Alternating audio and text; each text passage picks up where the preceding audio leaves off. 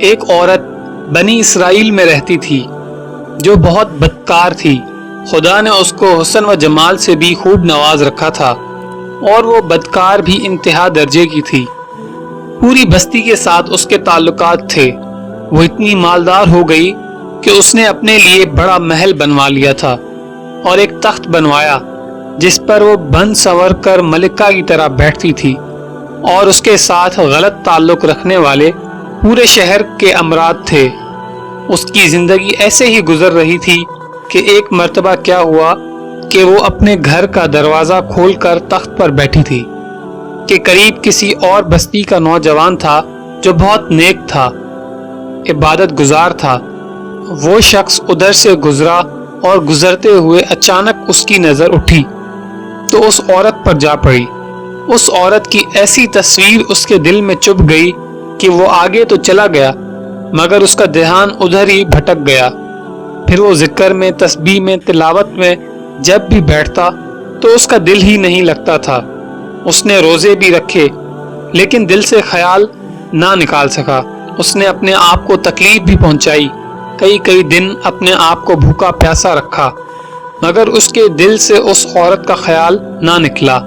حتیٰ کہ ایک دن اس نے سوچا کہ جب اس خیال سے میری جان چھوٹتی ہی نہیں تو میں اس کے پاس چلا جاتا ہوں۔ چنانچہ اس کے پاس جو تھوڑا بہت سامان تھا اس نے بیچا اور اتنے پیسے تیار کیے جتنے سے وہ بدکار عورت اپنے پاس آنے کی اجازت دیتی تھی۔ وہ اس عورت کے پاس چلا گیا اور اس کو پیسے دے کر اس کے پاس چارپائی پر بیٹھ گیا اور اس کے ساتھ بات چیت کرنے لگا۔ اچانک بات چیت کے دوران اس کے دل میں یہ خیال آیا کہ میں نے نیکوکاری کے اتنے سال گزارے ہیں، آج اسے بھی دیکھ رہا ہوں، میرا اللہ مجھے اس غیر عورت کے ساتھ بیٹھے ہوئے دیکھے گا۔ بس یہی خیال اس کے دل میں آیا تو اللہ کا ڈر اس پر غالب آ گیا اور نوجوان نے کانپنا شروع کر دیا۔ عورت اس سے پوچھنے لگی کہ تم کانپ کیوں رہے ہو؟ تمہارا چہرہ پیلا کیوں ہو گیا ہے؟ اس نے کہا کہ بس میری طبیعت ٹھیک نہیں۔ عورت نے کہا پھر تم جس مقصد کے لیے آئے ہو وہ مقصد پورا کرو اور چلے جاؤ۔ نوجوان نے کہا نہیں۔ وہ بڑی حیران ہوئی کہ آج تک میں نے زندگی میں کوئی ایسا مرد نہیں دیکھا جو میرے قریب اس طرح چارپائی پر آ کر بیٹھے اور برائی کیے بغیر چلا جائے۔ یہ نوجوان کیسا ہے؟ مگر نوجوان نے کہا اچھا میں چلتا ہوں۔ اس عورت نے کہا کہ تم کون ہو؟ کیا ہو؟ تو نوجوان نے بتایا کہ میں اس نام کا بندہ ہوں اور فلاں بستی میں رہتا ہوں، اور میرے دل میں خیال آ رہا ہے کہ میں نے اتنی عمر مسلح پر بیٹھ کر گزاری، آج میرا اللہ مجھے تیرے ساتھ بیٹھے ہوئے بھی تو دیکھ رہا ہوگا۔ بس اس کے بعد اس نوجوان کی آنکھوں میں آنسو آ گئے اور وہ چل پڑا۔ چنانچہ عورت کے دل میں خیال آیا، کوارا نوجوان اللہ سے اتنا ڈرتا ہے جبکہ اس نے گناہ بھی نہیں کیا، اور میں تو سارا دن اور ساری رات گناہوں میں ڈوبی رہتی ہوں، تو خدا سے ڈرتی ہی نہیں۔ اس کے دل میں شرمندگی پیدا ہوئی، ندامت ہونے لگی کہ اب کیا کروں۔ دل میں خیال آیا چلتی ہوں اور حضرت موسیٰ علیہ السلام سے پوچھتی ہوں کہ کیا میرے لیے بھی توبہ کی کوئی صورت بنتی ہے۔ وہ اپنے گھر سے نکل پڑی۔ اب اس کو بستی کا ایک بندہ پہچانتا تھا۔ وہ ایسی نامی گرامی عورت تھی۔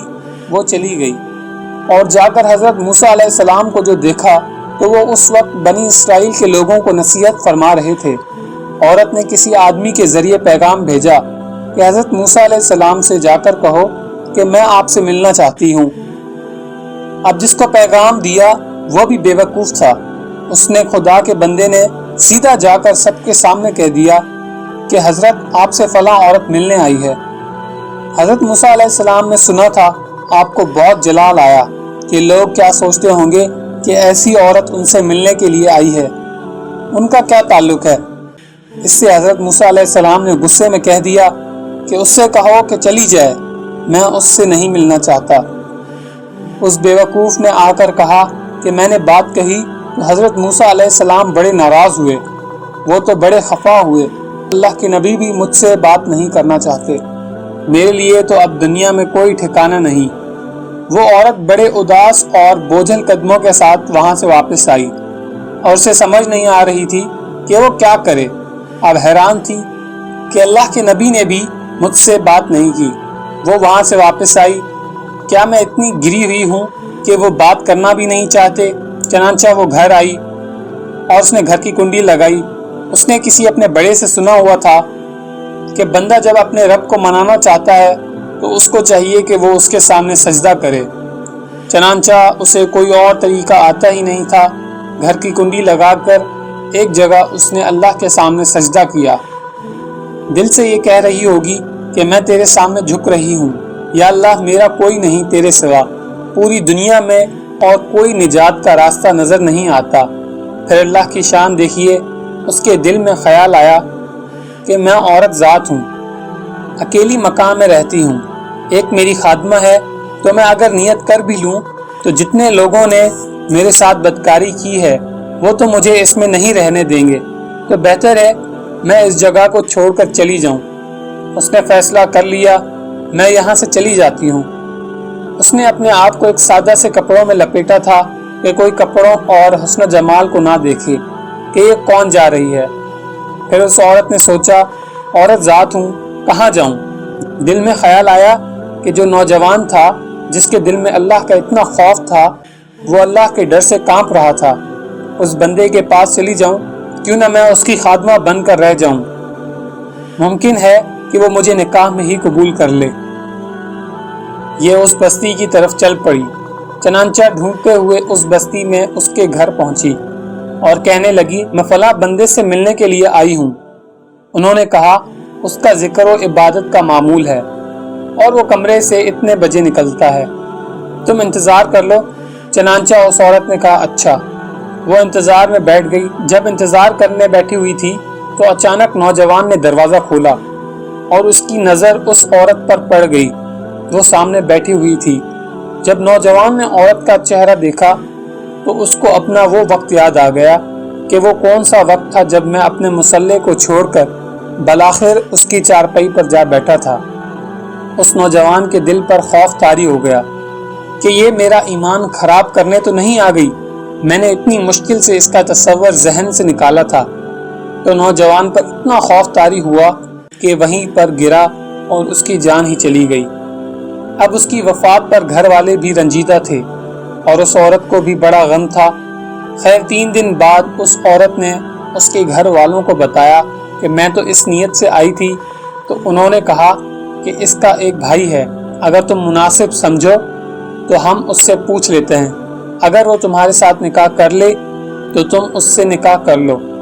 اس نے کہا ٹھیک ہے۔ جب بھائی سے پتہ کیا تو اس نے کہا ٹھیک ہے، اگر پہلے یہ ایسی عورت رہی ہے اور اب توبہ کی نیت کر چکی ہے تو میں اس کو اپنے نکاح میں قبول کر لوں گا۔ چنانچہ اس عورت کا اس کے بھائی کے ساتھ نکاح ہوا اور اس عورت کو اللہ تعالیٰ نے 7 بیٹے عطا فرمائے اور وہ 7 بیٹے بنی اسرائیل کے اولیاء میں سے گزرے۔ ایسی بدکار عورت بھی اگر توبہ کرتی ہے تو اللہ تعالیٰ اسے 7 ولیوں کی ماں بنا دیتے ہیں۔ وہ مولا کتنا کریم ہے۔